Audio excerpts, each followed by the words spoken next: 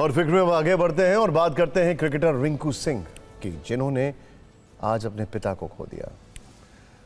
रिंकू सिंह इस world cup team का हिस्सा हैं। कल वो भारतीय टीम के साथ चेन्नई में थे। जैसे ही उनके पिता खानचंद सिंह के निधन की खबर मिली, वो सब कुछ छोड़कर अपने घर लौट आए। अलीगढ़ में रिंकू सिंह के पिता का अंतिम संस्कार किया गया। वो लिवर कैंसर से जूझ रहे थे। उन्होंने नोएडा के एक अस्पताल में अंतिम सांस ली। सबसे भावुक क्षण उस समय आया जब रिंकू सिंह ने अपने पिता की अर्थी को कंधा दिया। क्रिकेट के मैदान पर संयम और आत्मविश्वास के लिए पहचाने जाने वाले रिंकू सिंह इस मौके पर बेहद भावुक नजर आए। रिंकू सिंह की कहानी किसी फिल्मी पटकथा से कम नहीं है।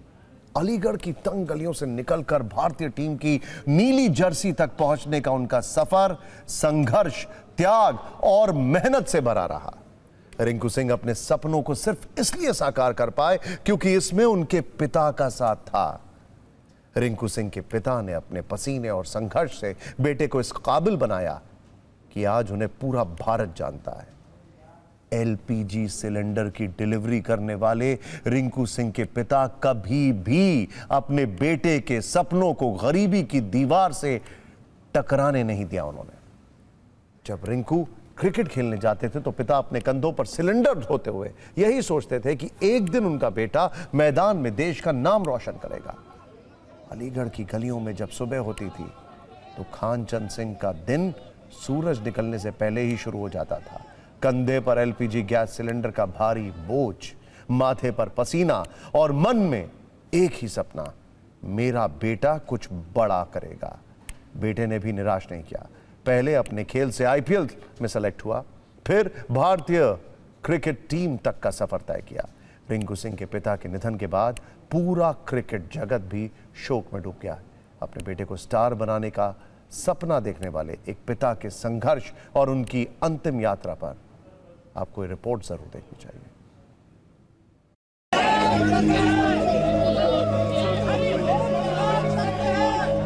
भारतीय क्रिकेट के उभरते स्टार रिंकू सिंह के जीवन की सबसे बड़ी ताकत अब इस दुनिया में नहीं रहे। रिंकू सिंह के पिता का निधन सिर्फ एक परिवार की व्यक्तिगत क्षति नहीं है, बल्कि ये उस संघर्ष की कहानी का अंत है जिसने एक साधारण घर से एक असाधारण खिलाड़ी को जन्म दिया।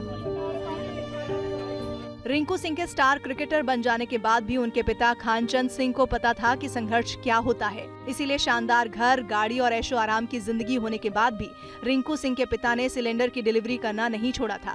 रिंकू सिंह के स्टार बनने से पहले कई बार ऐसा हुआ कि घर में जरूरतें ज्यादा थी लेकिन साधन कम, लेकिन कभी उन्होंने अपने बेटे के कंधों पर जिम्मेदारियों का बोझ नहीं डाला।